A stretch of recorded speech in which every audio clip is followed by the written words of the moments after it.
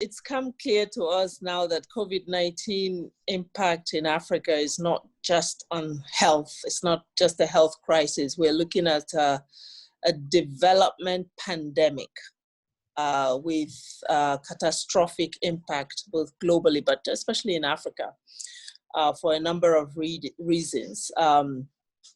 We have already pre-existing conditions. You have crisis on the continent, conflict still in some cases. You have countries that are emerging from conflict. They have not fully recovered, whether we're talking about South Sudan or the Democratic Republic of Congo.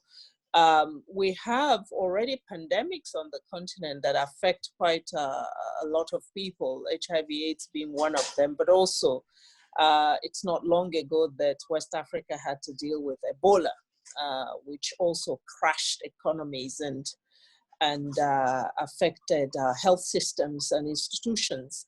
But recovery of that was still ongoing. And then, of course, we have needs in the Sahel region, where countries are battling violent extremism and conflict of other, excuse me, other nature, or the Lake Chad region. So all these conditions in the Horn of Africa, there was just before COVID-19 hit, a serious situation with locust invasion, so compromising food security. So we're talking about a crisis on top of a crisis. And I would say that the other side of that is that you actually had an Africa that was seen by Africans and the world as emerging, despite all of these wrinkles in some parts of the continent. There was a sense of promise and hope that was starting to develop with some of the highest performing economies being on the continent. We got a sense of an emerging demographic of really young industrialists, startups. We had industry in the sort of financial tech developing, mobile money penetration. So there was a sense of momentum as well. And we just had the signing of the Africa Continental Free Trade Area. And so that also boosted the confidence of the continent as a serious place for investment, the next frontier of perhaps capital expansion. And so one of the first impacts on this is a shattering of that hope, of that promise, of that renewed confidence in the region. But then we also have, as I said, the reverse side that I mentioned, and maybe just to look at a little bit around the macro level erosion of the gains that we have seen. We look at UN Economic Commission for Africa numbers, revising projections downwards, showing growth contraction of up to negative 2.6%. This is from about over 3% of growth on average. And what this could do is push up to 27 million people into poverty. The second is that we have now a region that is stripped of its own sources of financing, its own development.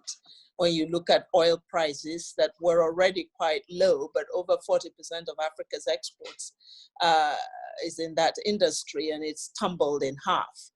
So you look at countries like Nigeria, Equatorial Guinea, Angola, Ighobor, and others who are key exporters really suffering.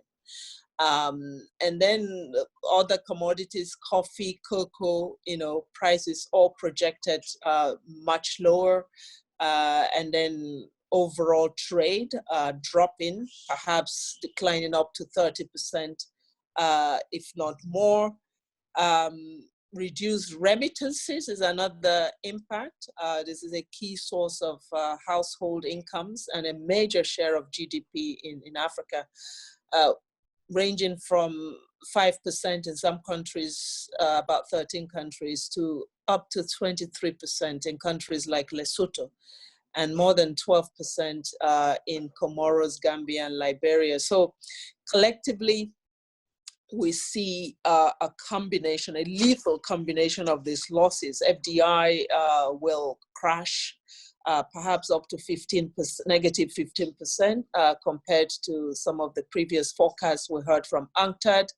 And then, of course, we see Africa's strongest companies and industry already showing distress. Actually, the full extent of this impact, we don't already know all of it, but definitely projections look extremely severe for the continent, not to talk of, the tourism sector, which has been hit hard. And this is the sector that employs or provides opportunities for a lot of small and medium enterprises and employs 6.2 million people on the continent.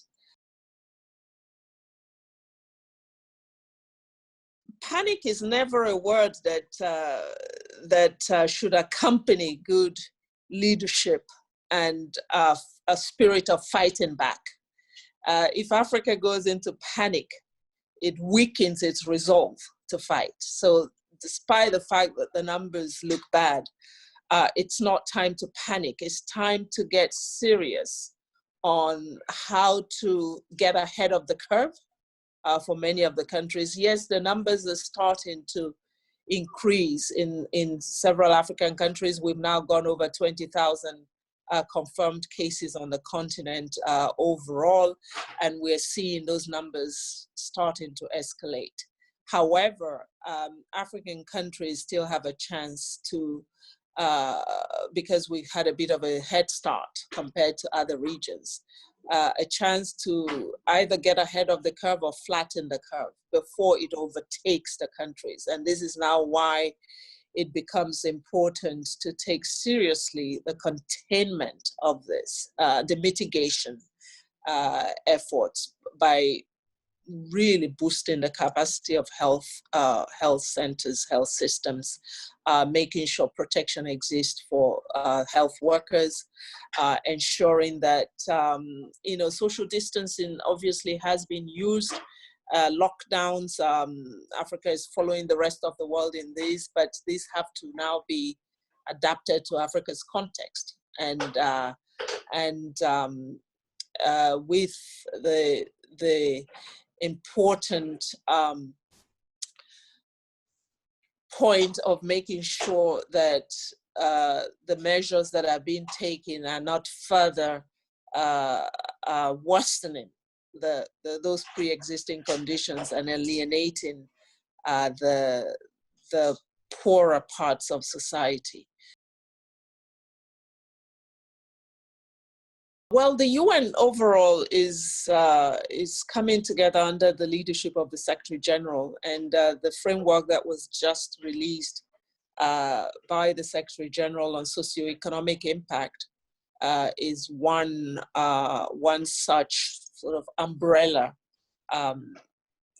platform that tries to bring all the different strands together. I think this is the role that the UN at the highest level is playing, is to recognize that we're not just talking about a health crisis. We're not just talking about an economic crisis. We're talking about a multidimensional impact on countries that need to be put together. So when you have WHO leading, for instance, on technical health response, you have a humanitarian as well response with food insecurity, rendering people hungry and malnutrition rising, but also for populations that are displaced from previous conditions.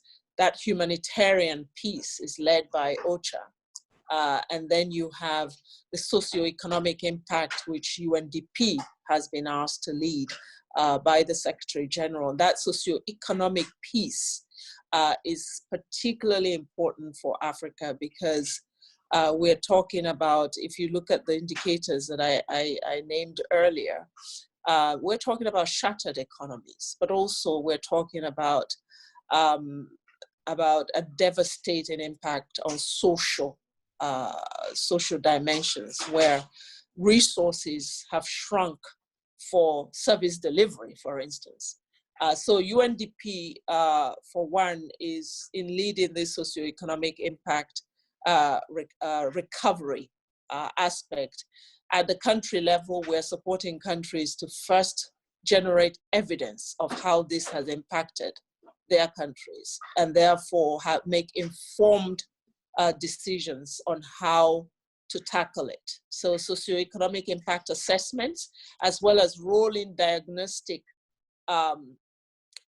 policy papers that we're doing, because what is happening is so unpredictable, so uncertain, so speedy, that it's not an event. It's something that you have to follow in terms of understanding how it impacts different different parts of society, youth, women, the vulnerable. So helping governments to get all of this information, put it together, and therefore devise a plan. One of the other things we're doing is trying to help governments stay in business. You see that the crisis has also affected officials of governments. It has led to lockdown of governments. How do they continue to operate and work virtually? In some cases, UNDP has helped to develop business continuity plans and also provided digital tools to governments so that they can remain, that leadership muscle that you need from governments needs to continue to be deployed for us to be able to address this. So we are in terms of UNDP, we have 3 pillars of support. One is helping countries prepare for the surge. And that involves also activities around health system strengthening, procurement of medical essentials that are required. 2 is supporting governments and countries to respond in the areas of social protection. We have no social protection on the continent. So the measures that you put in place, you need to back them up with protecting the vulnerable.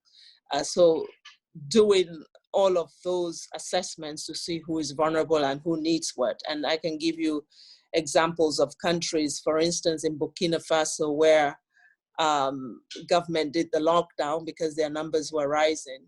We helped government think through how to keep markets open, because those markets are critical to support people's livelihoods and to put food on the table. So how do you continue market activities safely? So looking at safe ways of continuing to operate a market, for instance, is one such. So response, and then the 3rd pillar is on this recovery, looking at the day after. How do you build back better, stronger, and clean and greener? In other words, looking at climate change opportunities as well. So these are the 3 pillars where we're currently putting our force. We're doing that at the national level, but also at the regional level, supporting the Africa CDC, which the African Union has appointed to be the front of this response. So supporting them in their plan.